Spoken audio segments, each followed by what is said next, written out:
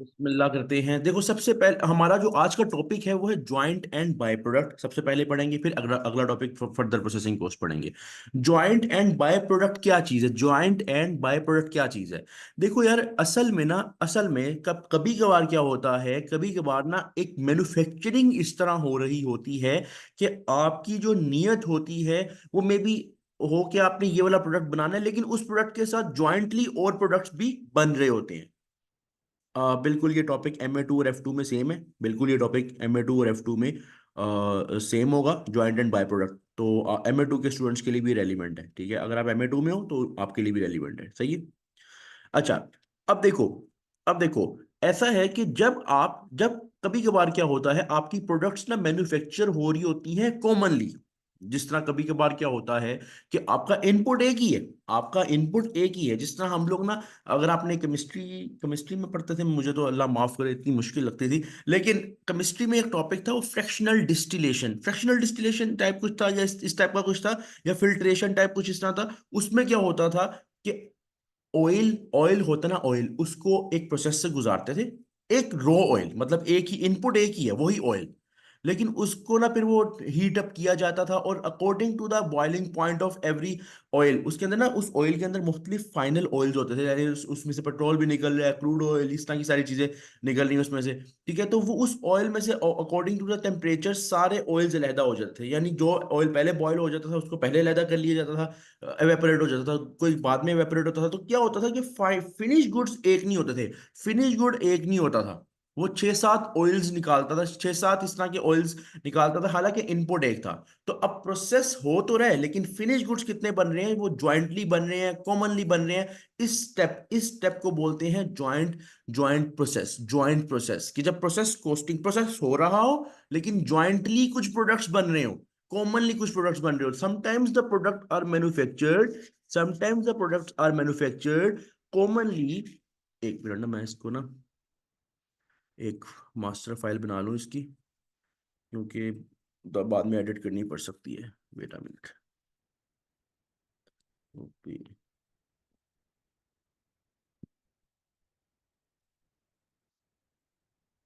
एक minute sir.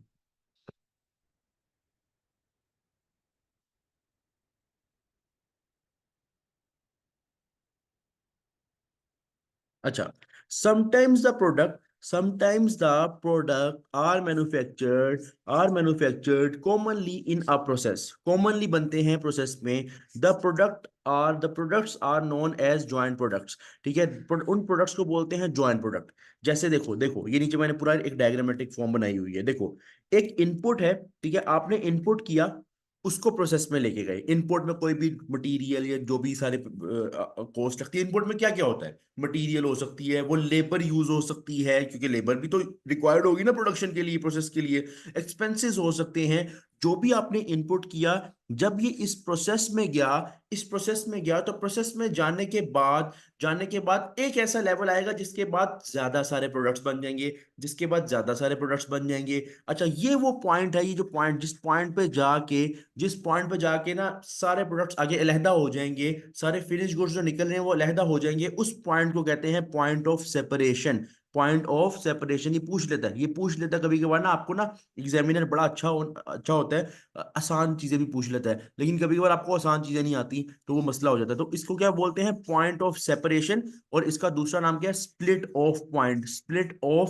इस point पे जाके वो जो प्रोसेस इनपुट आता है ना, वो आगे मुख्तलिफ प्रोडक्ट्स में कन्वर्ट हो जाता है। अच्छा, अब वो प्रोडक्ट्स कौन कौन से हैं मैं यहाँ पे बता रहा हूँ एग्जाम्पल के तौर पे। देखो, आपका एक प्रोडक्ट निकला ए, एक प्रोडक्ट निकला बी, एक निकला सी, और एक और प्रोडक्ट निकला एक्स। चार प्रोडक्ट्स आपके निकले। लेकिन जो ए बी और सी है ना, ये तो आप चाह रहे थे कि निकले, ये तो आपको पता था, ये तो आपको चाहिए थे एक्चुअली। एक्चुअली जब आपने, फॉर एग्जांपल, आपने ऑयल को क्या कहते हैं, सेपरेट करने आपने प्रोसेस से गुजारा, आपको तीन किस्म के ऑयल चाहिए थे, जिसमें फॉर एग्जांपल आपको क्रूड ऑयल, पेट्रोल, कोई डीजल, ये तीन चीजें चाहिए थी। लेकिन कब एक ना रेजिड्यू, एक कचरा, एक एंड पे जाके एक ऐसी चीज भी निकल आती है जो आपको रिक्वायर्ड नहीं होती, जो आपकी मेन प्रोडक्ट नहीं होती, बल्कि वो जिस तरह क्या कहते हैं रेजिड्यू बोल लो उसको, या एंड पे ऐसी चीज जिस जो यूजेबल नहीं है, या वो आगे सस्ते दामों में बिक सकती है, या इस तरह जैसे फॉर एग्जांपल तुम लोग जब क्या कहते हैं कपड़े सिलवाने जाते हो, तो वो एक तो है ना कि क्या कहते हैं सूट के लिए जो तुम्हें कपड़ा चाहिए, एक होता है साइड पे थोड़ा बहुत कपड़ा जो जाया हो जाता है, तो वो तुम्हें चाहिए तो नहीं ना, मेन प्रोडक्ट तो तुम्हारा सूट है, वो बन गया ना, बाकी चीजों को तुम देखोगे भी नहीं। ठीक है, तो उस लिहाज से प्रोसेस से ना कुछ ऐसे प्रोडक्ट निकल जाते हैं जो मेन नहीं होते, उन प्रोडक्ट्स को बोलते हैं बाय प्रोडक्ट्स, जो खुद ब खुद निकल आते हैं, जिनको कहा नहीं जाता निकलो, लेकिन वो निकल आते हैं, मजबूरी है भाई, प्रोसेस है, प्रोसेस में निकल सकते हैं। ठीक है, तो ए बी और सी तो तुम चाह रहे थे ना, ए बी और सी ये तीन प्रोडक्ट्स तो तुम चाह रहे थे कि निकले, ये तो तुम्हारे मेन प्रोडक्ट है, जो तुम्हारी नीयत थी कि यार ये हमें प्रोड्यूस करने हैं, लेकिन एक्स भी साथ निकल आया भाई, निकल आया, अब क्या कर सकते हैं, तो एक्स क्या है, एक्स तुम्हारा क्या है, बाय प्रोडक्ट।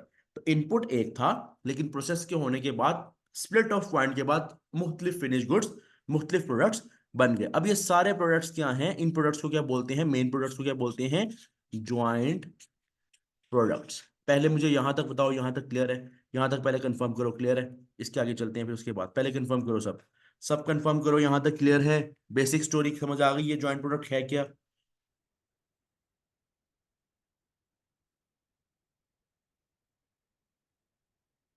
सब बता दो जरा, सब कंफर्म कर दो, सब कंफर्म कर दो। चैट की ऑप्शन होगी, चैट की ऑप्शन होगी सबके पास, जरा कंफर्म कर दो। अच्छा, good good good good good good good. अच्छा अब देखो, अब ज्वाइंट प्रोडक्ट और बाय प्रोडक्ट में फर्क क्या है वो थोड़ा बहुत देख लेते हैं। जब हमने देखा ये, वैसे तो तुम्हें पता लग गया, लेकिन हम थोड़ा बहुत फर्क इसमें देख लेते हैं जो भी इनमें है।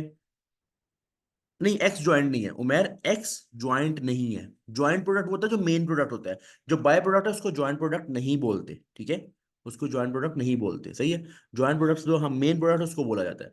अच्छा, अब ज्वाइंट प्रोडक्ट यानी मेन प्रोडक्ट और बाय प्रोडक्ट में क्या फर्क है देख लेते हैं थोड़ा बहुत। पहला डिफरेंस, ज्वाइंट प्रोडक्ट है ना, वो मेन प्रोडक्ट है बिजनेस के लिए, जो मेन प्रोडक्ट है जो बिजनेस के लिए, that business wants to prepare, जो बिजनेस को प्रोड्यूस करना था, वैसे प्रिपेयर की जगह यहाँ पे अगर मैं प्रोड्यूस लिख दूं, that business want to produce, वो ज्यादा बेटर रहेगा। तो main product that business want to produce, जो बनाना चाहती है, जो बनाना चाहती है मेन प्रोडक्ट, वो है ज्वाइंट प्रोडक्ट। और बाय प्रोडक्ट क्या, made along side with the main product, वो मेन प्रोडक्ट के साथ साथ बन जाता है, बन जाता है। It's not the primary, it's supplementary product, खुद बहुत बन गया, आप क्या कर सकते हो, तुम्हारी मजबूरी है, तुम ये तो नहीं कह सकते ना बनो। ठीक है, हाँ हमजा, ज्वाइंट प्रोडक्ट का हाँ बिल्कुल वो होता है जो हमें पता होता है ये हमारा प्रोडक्ट है, ये हमें चाहिए, वो हम निकालने के लिए इनपुट करते हैं, और वो साथ वो प्रोडक्ट जो हमें नहीं चाहिए होता, जो सस्ते दामों में बिकता है, जो बाय प्रोडक्ट, उसे बाय प्रोडक्ट कहते हैं। मेन प्रोडक्ट होता है वो ज्वाइंट प्रोडक्ट होता है, जो हमें पता होता है ये प्रोडक्ट हमने लेना है इस प्रोडक्शन से, इस प्रोसेस से। ठीक है, अच्छा अब देखो, जो मेन प्रोडक्ट होता है ना तुम्हारा मेन प्रोडक्ट, उसकी एक प्रॉपर वैल्यू होती है, एक प्रॉपर वैल्यू होती है उसकी, एक proper high saleable value, high saleable value, यानी उसकी एक सेलिंग प्राइस, एक बेहतर, एक बड़ी मेन सेलिंग प्राइस होती है, जिसका तुम्हें पता है यार ये हमारा मेन प्रोडक्ट है, तो तुम अपनी मेन प्रोडक्ट के मुताबिक, एक मार्केट के मुताबिक सेलिंग प्राइस सेट करके उसको बेचते हो। ऐसा नहीं होता कि तुम कहो यार इसको स्क्रैप पे बेच दो, इसको चंद छोट कम रेट पे बेच दो, ऐसा तो नहीं होगा ना। तो ये इसकी सेलेबल वैल्यू जो है ज्यादा होती है, लेकिन जो बाय प्रोडक्ट होता है ना, ये वो प्रोडक्ट होता है जो खुद बहुत निकल आया, जो तुम्हें चाहिए भी नहीं था, तो तुम क्या करोगे, उसको scrap value, lower sales value पे बेच दोगे, जिसको स्क्रैप वैल्यू भी बोलते हैं, तुम उसको स्क्रैप वैल्यू पे बेच दोगे। तो ये दोनों में मेन डिफरेंस है कि एक मेन प्रोडक्ट, एक खुद बहुत बन गया, एक की सही सेलेबल वैल्यू, एक की सही वैल्यू है, प्रॉपर वैल्यू, एक की लो वैल्यू है, जो स्क्रैप वैल्यू पे तुम बेच सकते हो।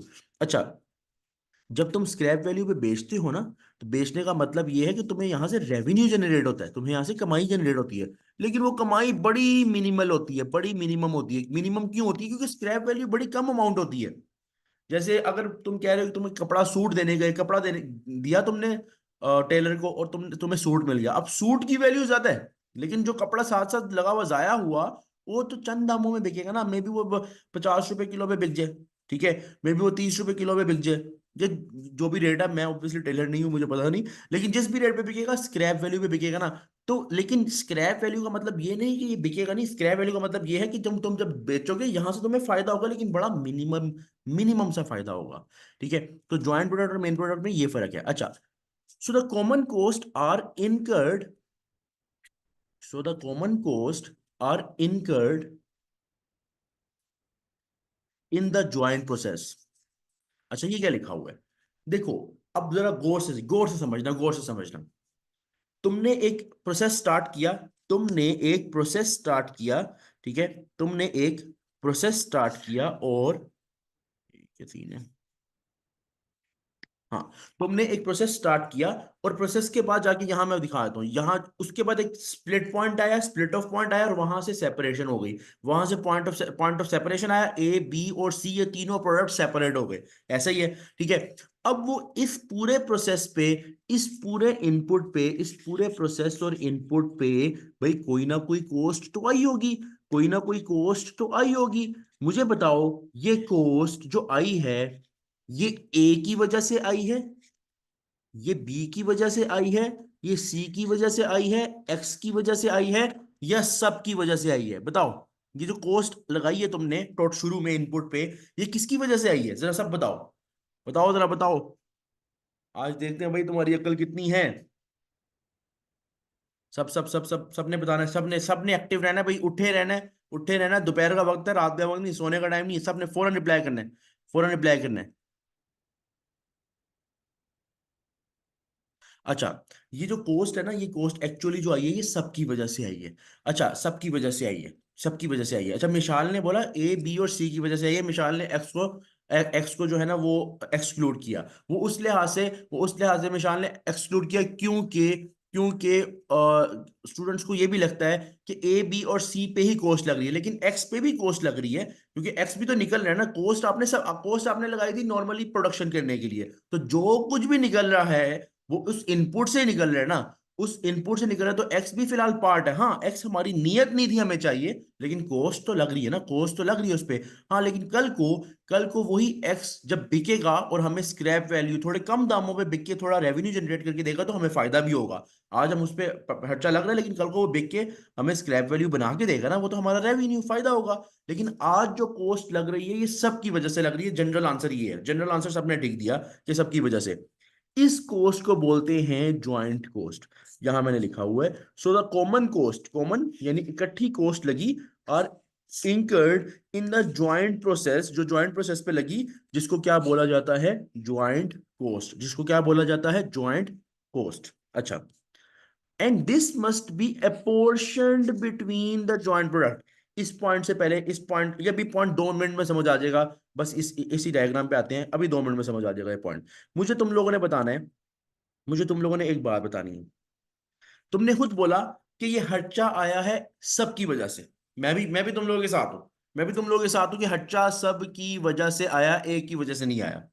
कल को कल को हर प्रोडक्ट की कॉस्टिंग होती है ना, कल को जब प्रॉपर आप क्या कहते हैं देखते हो कि हर प्रोडक्ट ने कितना खर्चा लिया, तो हर प्रोडक्ट की कॉस्टिंग होगी। अब मेरा सीनियर मैनेजर आके मुझसे पूछे, मेरा सीनियर मैनेजर, मैं ये सारा प्रोसेस देख रहा हूँ, इस पे ना ज्वाइंट कॉस्ट अज्यूम करो, ये 1 लाख रुपए की, कितनी आई? $1 लाख की ना टोटल ज्वाइंट कॉस्ट आई। कल को मेरा मैनेजर आया, मैनेजर आके उसने मुझे बोला कि तुम ना क्या कहते हैं ना, मुझे बताओ कि ए की वजह से कितना खर्चा आया। मैंने बोल दिया 1 लाख। तो वो कहेगा तुम्हारा दिमाग खराब है क्या? वो बोलेगा तुम्हारा दिमाग खराब है, खुद बोल रहे हो कि सबकी वजह से हट जाए, तो सारा 1 लाख एक ही वजह से कैसे आ सकता है? तो हम कहेंगे हाँ यार, बात तो तुम्हारी ठीक है। हमने कहा अच्छा यार, 4 प्रोडक्ट्स हैं, ए बी सी और एक्स। फॉर अभी बाय प्रोडक्ट को थोड़ा इग्नोर करो, 4 प्रोडक्ट हैं, ए बी सी और एक्स। अच्छा, मैंने उसे कहा यार, हम ए की वजह से हम ना ऐसा करते हैं कि हम ए को ना जो प्रोडक्ट ए है उसको ना 25,000, हर प्रोडक्ट को 25,000 खर्चा दे देते हैं, क्योंकि 4 प्रोडक्ट्स बने। वो फिर बोलेगा कि तुम्हारा दिमाग खराब है, कि देखो तुम इक्वल बेसिस पे कैसे अपोर्शन कर सकते हो एक कॉस्ट को, जबकि तुम्हें पता ही नहीं कि इससे ए बना कितना है, बी बना कितना है, सी बना कितना है, एक्स बना कितना है। तो इक्वली तो तुम कर ही नहीं सकते, वो तो अनफेयर डिवीजन हो जाएगी। वो तो अनफेयर डिवीजन हो जाएगी अगर तुम डायरेक्टली इस 1 लाख को इक्वल डिवाइड कर दोगे। तो फिर यहां पे क्या किया जाएगा? यहां पे ये किया जाएगा, दिस कॉस्ट, जो ये खर्चा लगा, must be apportion between joint product, ये ज्वाइंट प्रोडक्ट के दरमियान में आपको ज्वाइंट प्रोडक्ट में इसको डिवाइड करना पड़ेगा, अपोर्शन करना पड़ेगा, लेकिन not on the equal basis, not on the equal basis, but on the appropriate basis, but on the appropriate basis. मुझे बताओ यहां तक कोई क्वेश्चन है तो पूछ लो, कोई क्वेश्चन है यहां तक पूछ लो, क्लियर है तो एक मरतबा बता दो, यस लिख दो, यस लिख दो अगर क्लियर है, अगर कोई क्वेश्चन पूछना क्वेश्चन पूछ लो जल्दी फौरन।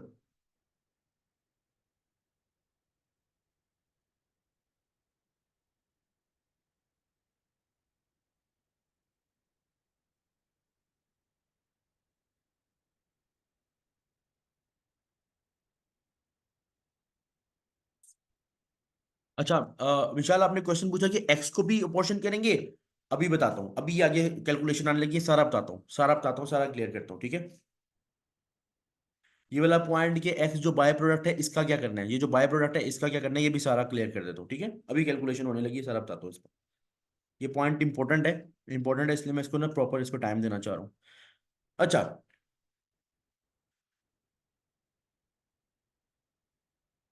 अच्छा अगर मैं समराइज कर दूं, देखो सतवत मैं समराइज कर देता हूँ, मैं समराइज कर देता हूँ।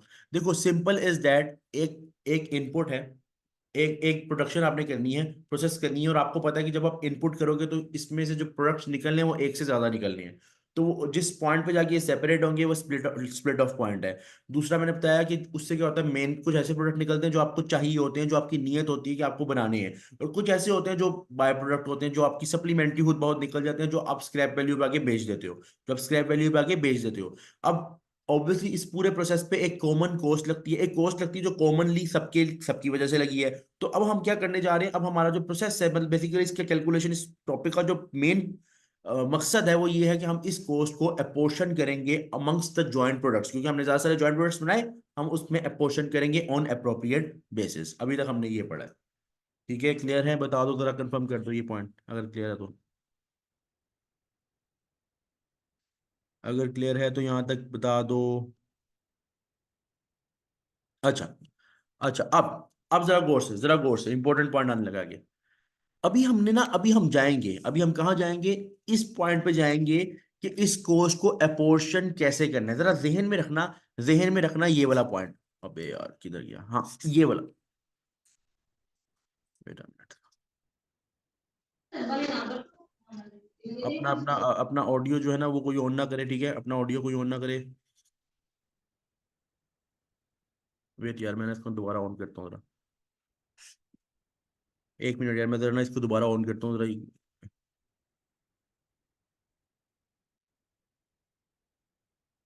सब क्लास में रहना, मैं जरा ये वन नोट को दोबारा ओपन कर रहा हूँ,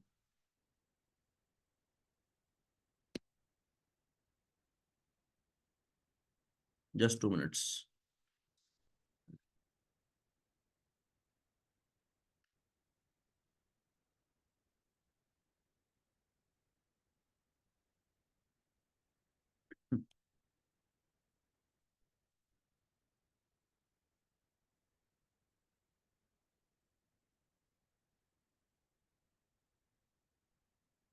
अच्छा मुझे कंफर्म कर दो स्क्रीन शो हो रही है सबको, मुझे जरा कंफर्म कर दो स्क्रीन शो हो रही है सबको, एक दफा कंफर्म कर दो जरा ये पॉइंट। ठीक है।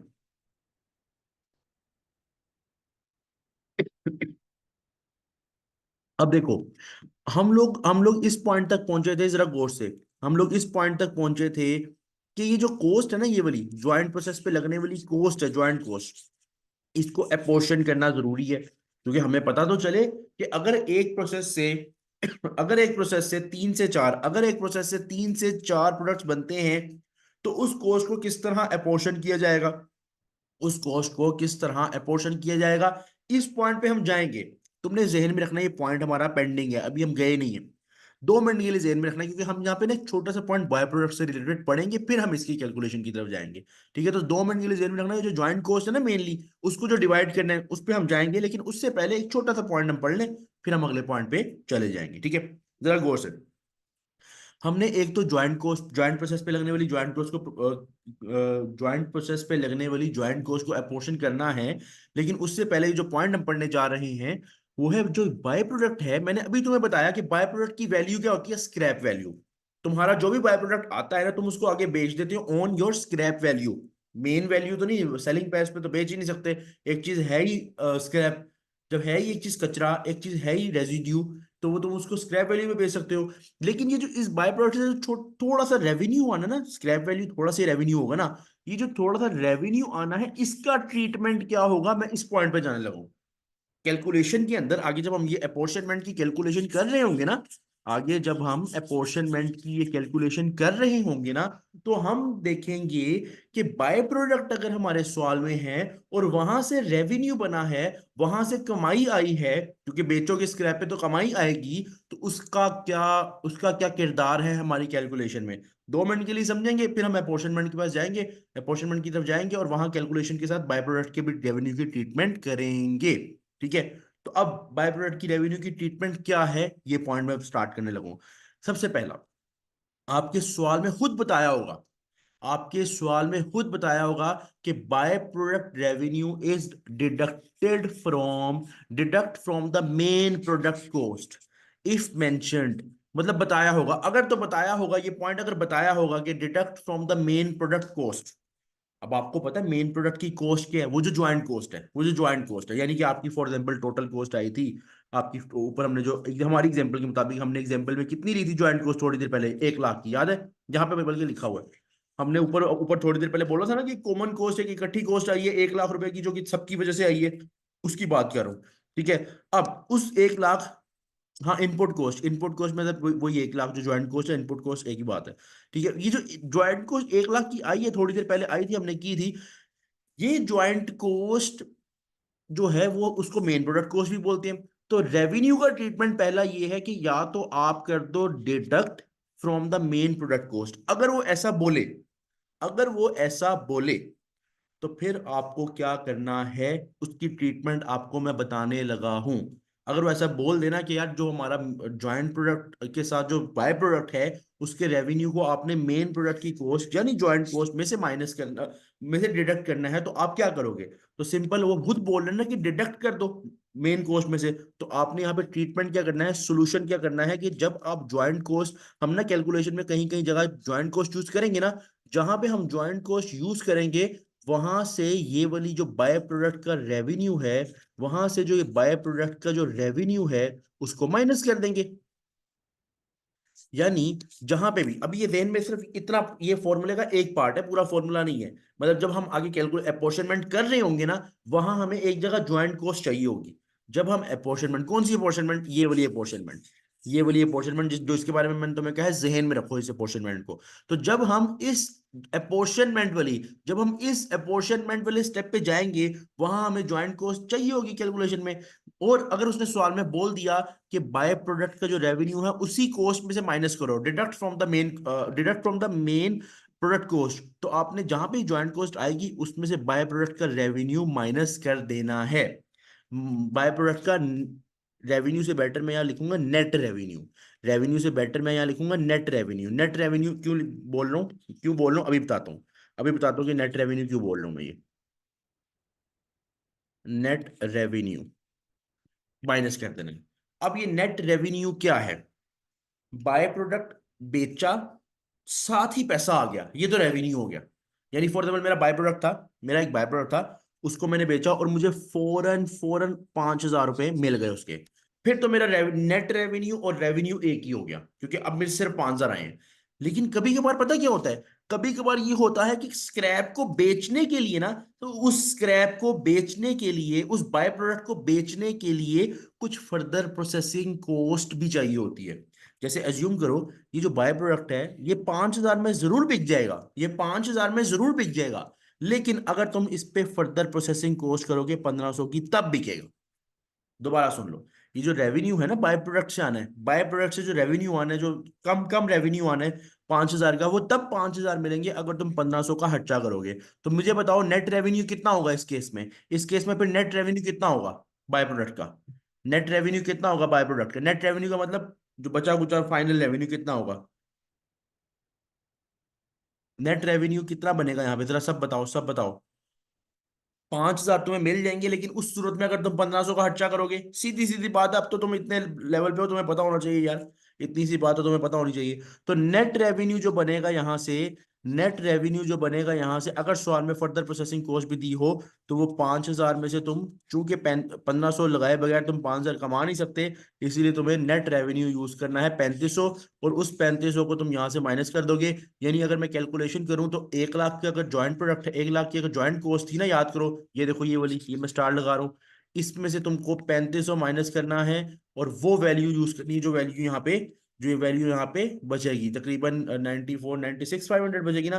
96, 500 तुमने यूज करनी है जॉइंट कॉस्ट की जगह। तुमने बाय प्रोडक्ट की रेवेन्यू को माइनस करना है, लेकिन ये सारी टेंशन तुमने तब लेनी है अगर वो सवाल में बोले, इफ मेंशन्ड, ये लिखा है ना, इफ मेंशन्ड, क्या mentioned, that please deduct your revenue from the main product cost, from the main product cost, अगर बोले, अगर बोले तो करना है ये।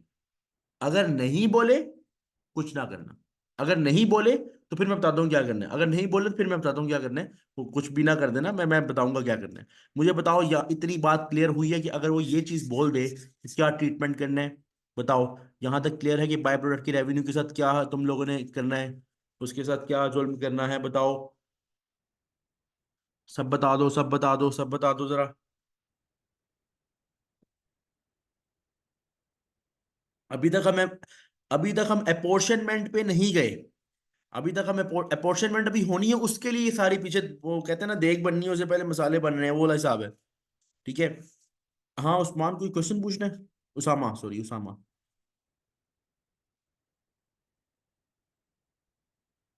समराइज करके बता दूं, समराइज करके बता देता हूँ। सिंपल ये है, एक तो हमारा वो टेंशन अभी फंसी हुई है कि वो जो हमारे ज्वाइंट कोर्स है उसने पोर्शन होना है सारे प्रोडक्ट में।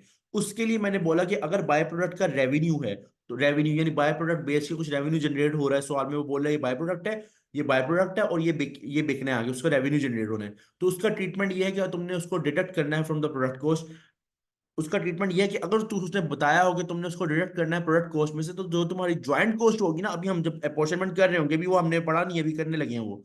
ज्वाइंट कॉस्ट के लिए जो ज्वाइंट कॉस्ट होगी ना आपकी अपॉर्चमेंट के लिए गिवन होगी, उसमें से वो बाय प्रोडक्ट का रेवेन्यू माइनस कर देना, लेकिन नेट रेवेन्यू, नेट रेवेन्यू जो नेट तुम्हें बचा होगा, जिस तरह अगर बाय प्रोडक्ट बेच के तुम्हें 5,000 मिल रहे हैं, लेकिन उसके लिए तुम तब मिल रहे हैं जब तुम फर्दर प्रोसेसिंग कर रहे हो या मजीद खर्चा कर रहे हो ताकि वो बिक सके। तो वो जो क्या कहते हैं नेट रेवेन्यू बचता है, उसको ज्वाइंट कॉस्ट में से माइनस कर देना और उसको यूज कर लेना फॉर द कैलकुलेशन पर्पस।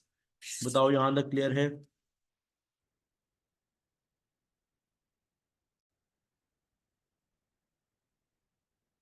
96,500 तो मैंने अभी उसामा, ये अभी तो कंसीडर की है वैल्यू, सामने ये सामने वैल्यूज लिखी हुई है, 1,00,000 और 3,500।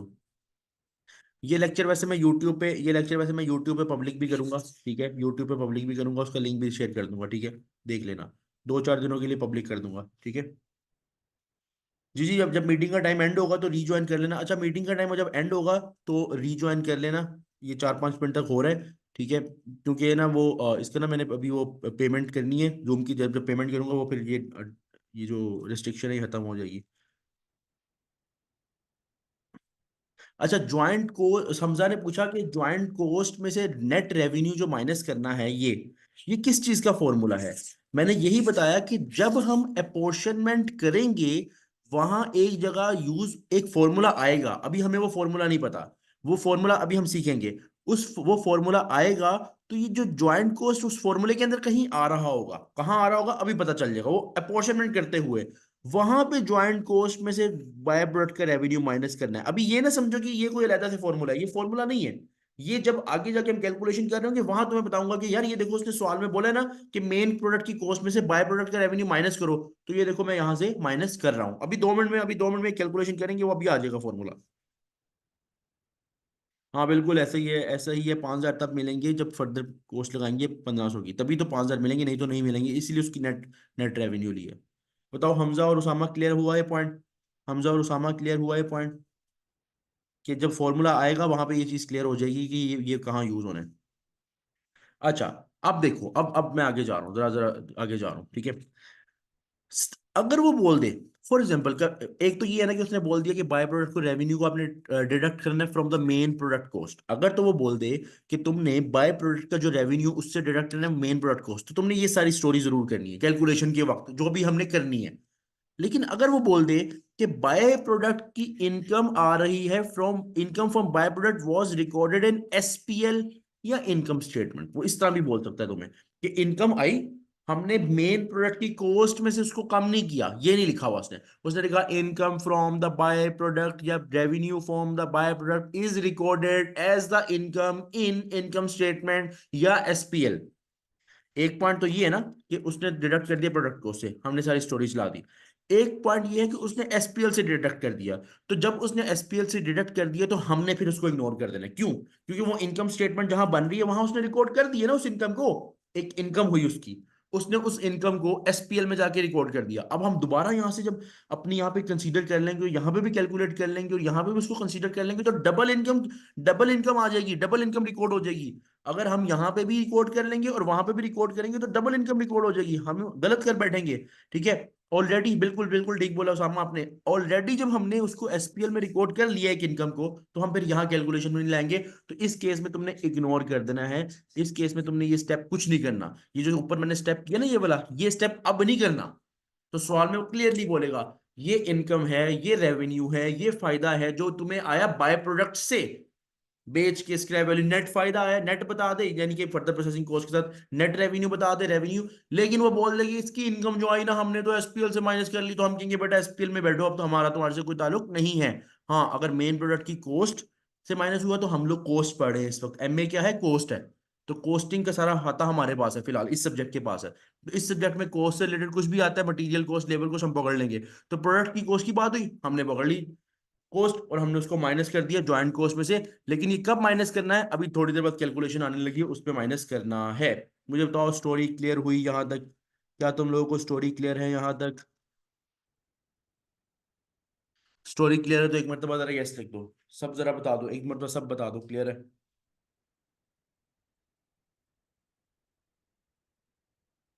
एक मरतबा जरा सब बता दो क्लियर है। बाकी स्टूडेंट्स कितने हैं भाई? सब स्टूडेंट्स हैं लेकिन यस कोई नहीं बोल रहा। कंफर्म कर दो ना मुझे एक मरतबा, ताकि मुझे पता हो यार क्लियर हो रहा है तुम लोगों को। ठीक हो गया, ठीक हो गया, ठीक हो गया, डन है। अच्छा, अब ऐसा है कि मीटिंग टाइम ना एंड हो रहा है। ठीक है, यहाँ पे मैं रिकॉर्डिंग वैसे एंड कर रहा हूँ। अगली रिकॉर्डिंग में मतलब आएगा नेक्स्ट पार्ट।